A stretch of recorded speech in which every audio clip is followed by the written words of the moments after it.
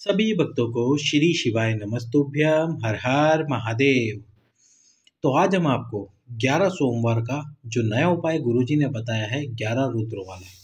11 सोमवार और 11 रुद्रों का ये नियम है जो कि संतान की प्राप्ति, वंश की वृद्धि और साथ ही साथ में गुरुजी ने एक और बात बोली है कि जिनके पहली पुत्री हो चुकी है वो दूसरे पुत्र के लिए या पुत्री के लिए इस उपाय को करें, और जिनके एक भी संतान नहीं है यानी कि एक भी बेटा या बेटी नहीं है तो फिर वह जो सफ़ेद आंकड़े की जड़ वाला तुमरुकेश्वर महादेव वाला उपाय है, जिसमें रजस्वला धर्म के 7वें दिन या सोमवार या प्रदोष के दिन सफ़ेद आंकड़े की जड़ को माताएं बहनें अपनी कमर पे बांधती हैं। जिन माताओं बहनों को रजस्वला धर्म की समस्या है यानी कि रजस्वला धर्म बंद है वो सोमवार के दिन बांध ले, कल कर सकते हैं इस उपाय को।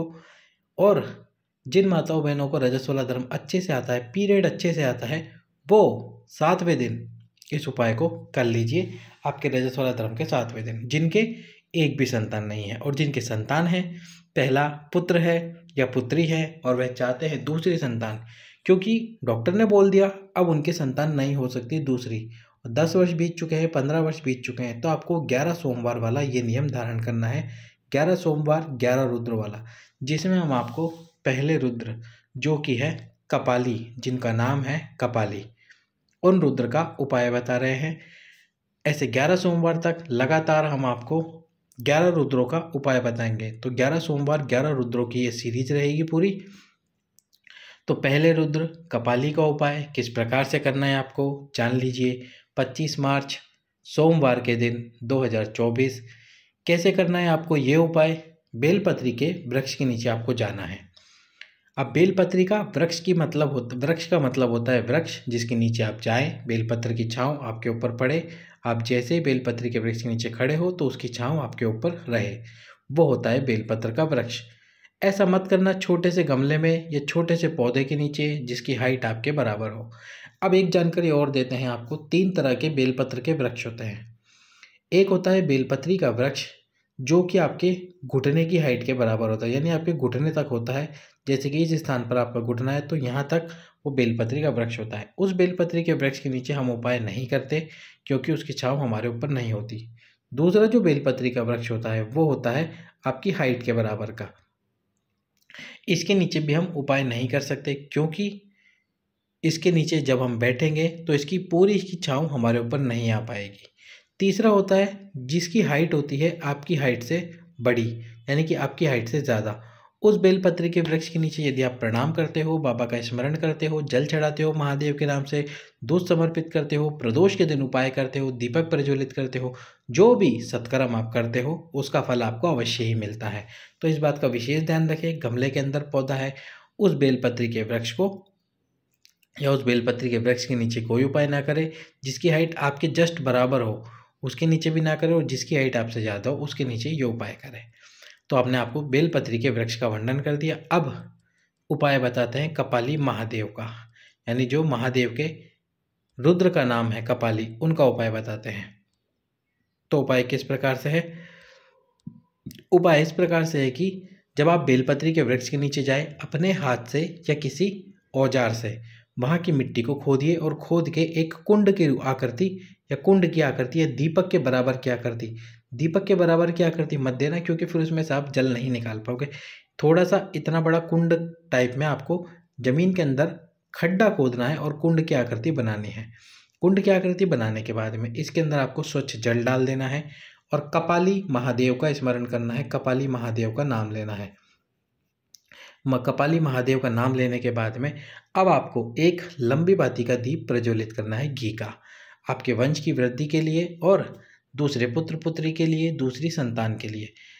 जब आप दीप प्रज्वलित कर दें उसके बाद में मीठा, अब मीठा आप क्या कर सकते हैं, थोड़ा मीठे का या तो दूध के अंदर शक्कर मिला लीजिए, पर उससे बेटर है आप दूध के अंदर थोड़े से चावल मिला लीजिए, शक्कर मिला लीजिए, खीर बना लीजिए, थोड़ी सी खीर बनाइए और उस खीर को इस कुंड के सम्मुख में रख दीजिए।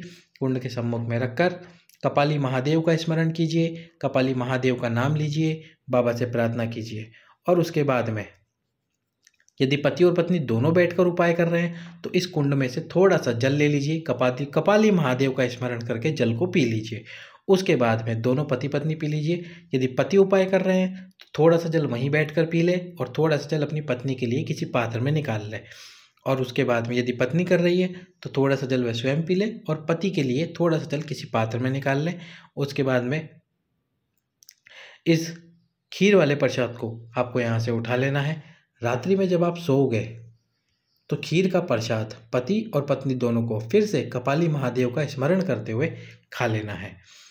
इस प्रकार से 11 रुद्रों वाला ये पहला उपाय, यानी कि पहले सोमवार का उपाय पहले रुद्र का, और वो है कपाली महादेव का। अब दूसरे उपाय की तरफ चलते हैं हम, जो कि है रोग मुक्ति का उपाय, जो हाल ही की कथा में गुरुजी ने बताया था। वो उपाय बेलपत्री के वृक्ष के नीचे का ही है और उपाय है रोगों की मुक्ति के लिए। यदि पीरियड पीसीओडी से संबंधित कोई रोग है, कैंसर जैसा कोई रोग है, या फिर आपके लीवर में कोई समस्या है, या आप कोई जांच करवाने जा रहे हैं, डॉक्टर ने आपको बोल दिया है ये जांच करवाने आपको जाना पड़ेगा और आपको डर है कि इसमें कोई बड़ी बीमारी ना आ जाए, तो उसके पहले ये उपाय कीजिए। क्या करना है, आपको एक पात्र लेना है, उसमें गंगा जल लेना है। अब उस पात्र में गंगा जल लेकर आप देख रहे हो ये बेलपत्र, तो इस बेलपत्र का ये आगे वाला पत्ता ही आपको उस पात्र के अंदर डुबोना है, बाकी ये दोनों पत्ते ना डूबे। इसके बाद में आपको बेलपत्री के वृक्ष के नीचे बैठना है। बेलपत्र कुल कितने लेने हैं? 7 बेलपत्र लेने हैं। जब आप बेलपत्र उस पात्र में डालोगे तो आपको कुंदकेश्वर महादेव और साथ में अवधूतेश्वर महादेव का स्मरण करना है। कौन कौन से महादेव? कुंदकेश्वर महादेव और अवधूतेश्वर महादेव। इन दोनों का स्मरण करने के बाद में 5 बार आपको या तो ओम नमः शिवाय, माताएं बोल रही है तो नमः शिवाय ओम, और उसके बाद में यदि ये मंत्र याद ना आए तो श्री शिवाय नमस्तुभ्यम मंत्र का जाप कर लीजिए। वो ना आए तो महामृत्युंजय मंत्र का जाप कर लीजिए। इसके बाद में आपको इस बेलपत्री के वृक्ष के नीचे से उठना है, इस पात्र को उठाना है जिसमें आपने 7 बेलपत्र रख रखे हैं। 7 बेलपत्र भगवान शंकर के शिवलिंग के ऊपर आपको समर्पित कर देने हैं मंदिर में जाकर। और ये जो जल है, इस जल को उस व्यक्ति को जिसको रोग है, क्या ये डर है, ये भय है कि उसको रोग होने वाला है, 2-2 चम्मच करके या 2-2 बूंद करके दिन में 5 बार या 7 बार पिलाते रहिए। उसके बाद में आप जांच कराने चले जाइए। यदि आपको रोग है और आप चाहते हैं कि वो रोग पूरी तरह से समाप्त हो जाए तो 3 सोमवार या 5 सोमवार उपाय अवश्य ही कीजिए। बाबा आपके ऊपर कृपा करेंगे, कुंदकेश्वर और अवधूतेश्वर महादेव, और आपको निश्चित रूप से जो आपका रोग है वह पूरी तरह से समाप्त होगा। अगला उपाय, अब अगला जो उपाय बताया गुरुजी ने वो बताया था दोष की मुक्ति के लिए। आपको कैसा भी दोष क्यों ना हो, फिर वो मांगलिक दोष बता दिया हो किसी पंडित ने कि आपकी शादी नहीं हो सकती, आप मांगलिक हो, वास्तु दोष हो, पितृ दोष हो, ग्रह दोष हो, या XYZ कोई सा भी दोष क्यों ना बता दिया, कोई नया दोष क्यों ना बता दिया पंडित जी ने, या तो फिर आपको क्या करना है, पीपल के वृक्ष की जानकारी आपको होगी कि पीपल से रात्रि में पराग जड़ता है, यानी कि जल की बूंदें गिरती है पीपल से। तो आपको एक पात्र रख देना है, रात्रि को 9 या 10 बजे के आसपास पीपल से पराग जड़ता है, यानी बूंदें जड़ती है। एक पात्र रख देना है। अब इस पात्र को इस पीपल के वृक्ष के नीचे रखना है ताकि इसका पराग इस पात्र के अंदर आ जाए। 1-2 घंटे बाद आप चेक कर लेना, यदि पराग आ गया तो ठीक, नहीं तो रात्रि भर उस पात्र को इसी वृक्ष के नीचे रहने दीजिए। अब सुबह सुबह इस पात्र को उठाइए। सोमवार के दिन आप जरूर करें ये उपाय। अब आपको शिव मंदिर में जाना है। अब शिव मंदिर में जाकर गुरुजी ने एक स्थान बताया। कौन सा स्थान बताया? जैसे कि आप ये शिवलिंग देख रहे हो, ये भगवान शंकर की जलाधारी है जहाँ से जल बहकर नीचे गिरता है। अब यहाँ से जल बहकर नीचे गिरता है और इतने स्थान तक जल भगवान शंकर को स्पर्श रहता है और यहाँ से फिर बूंद बूंद के रूप में नीचे गिरता है। तो ये जो स्थान है, इस पूरे स्थान में से किसी भी स्थान पर आपको जो पीपल का पराग आपके पास में है पात्र के अंदर, उसकी एक बिंदी लगानी है। अब आप पूछोगे भैया कि कहाँ पर लगाए, तो मैं आपको जो स्थान बता रहा हूँ इस स्थान पर आप लगा दीजिए। फिर पितृदोष, वास्तु दोष, मांगलिक दोष, ग्रह दोष, XYZ जो भी दोष होगा वह पूरी तरह से समाप्त हो जाएगा। तो कहाँ पे लगानी? बिल्कुल इस स्थान पर एक बिंदी उस पीपल के पराग की लगा दीजिए अच्छे से। केवल एक बार आप ये उपाय करोगे, इस प्रकार से ये बिंदी लगाइए पीपल के पराग की, कैसा भी दोष क्यों ना हो वह पूरी तरह से समाप्त हो जाएगा। अब हम चलते हैं अपने इस वीडियो के अंतिम उपाय की तरफ। यदि कोई सी भी समस्या हो, कोई सी भी तकलीफ हो और आप चाहते हो कि वह पूरी तरह समाप्त हो जाए या कोई मनोकामना हो, उसके लिए आपको सोमवार के दिन एक श्वेत पुष्प ले लेना है और साथ में लेना है एक बेलपत्र। एक बेलपत्र और एक श्वेत पुष्प लेकर शिवजी पर समर्पित करना है। बेलपत्र की डंडी आपके विपरीत, और जब समर्पित करोगे तो आपको नाम लेना है बाबा कुंदकेश्वर महादेव का। बाबा कुंदकेश्वर महादेव के नाम से समर्पित कर देना है। अब आपको क्या करना है, श्वेत पुष्प को उठाकर लाना है। श्वेत पुष्प को उठाकर लाकर बेलपत्री के वृक्ष के नीचे उस श्वेत पुष्प को समर्पित कर देना है। बेलपत्र को वहीं शिवलिंग पर रहने देना है, श्वेत पुष्प उठा के लाना है। जब श्वेत पुष्प आप सफ़ेद पुष्प बेलपत्री के वृक्ष के नीचे समर्पित करोगे, उसके बाद में बेलपत्र के वृक्ष के नीचे जो मिट्टी है उस मिट्टी को लेकर आना है। थोड़ी सी मिट्टी लेके आनी है, इतनी लेके आनी है कि उस एक मिट्टी का आपको टीका लगाना है। और टीका कहाँ लगाना है, आपके घर पर।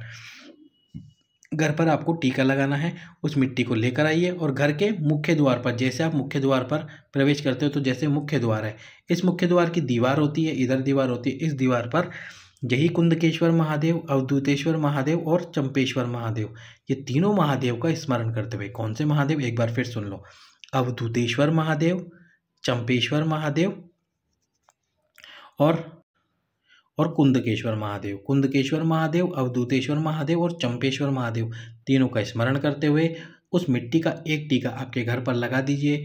फिर घर में कोई दोष प्रवेश नहीं करेगा, घर में किसी की भी अकाल मृत्यु नहीं होगी। यदि घर में दुख तकलीफें चल रही है तो दुख तकलीफें समाप्त होना प्रारंभ हो जाएगी और बाहर से कोई भी दुख तकलीफ आपके घर में प्रवेश नहीं करेगी।